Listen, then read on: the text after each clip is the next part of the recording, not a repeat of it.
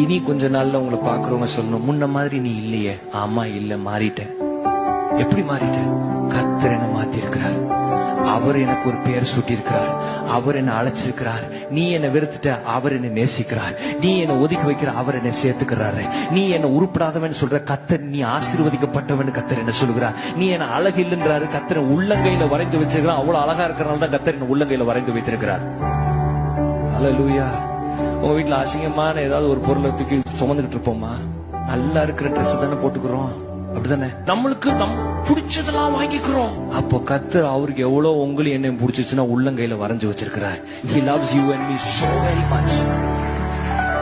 அவர் விருப்பப்பட்டு கையில வரைஞ்சு வச்சுக்கிட்டாராம்.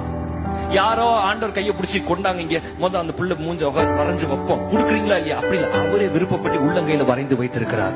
என்னே கர்த்தர் அவ்வளவு நேசிக்கிறார் என்று சொன்னா எனக்கான ஆசீர்வாதங்கள் ரொம்ப மேன்மையா இருக்கும். ஹல்லேலூயா. எனக்கான வாழ்க்கை ரொம்ப பெரிதா இருக்கும். நான் கிதியோனை போல நான் ஒரு தீர்மானம் எடுக்கிறேன். இனி நான் பராக்கிரமசாலி தான். இனி தேவனால் ஆசீர்வதிக்கப்பட்டவன் தான். இனி கர்த்தர் எனக்கு ஒரு பெரிய நன்மையை வச்சிருக்கார். நான் ஆசீர்வாதமா தான் இருப்பேன். என் வாழ்க்கை மாறிதான் இருக்கும். நான் இனி சோர்ந்து போப்பதில்லை. நான் இனிமேல் I'm going to say no to depression. எத்தனை பேர் சொல்லுகிறோம் no more depression? சோர்ந்து போய் உட்கார மாட்டேன். கர்த்தர் எனக்கான ஒரு புதிய துவக்கத்தை வைத்திருக்கிறார்.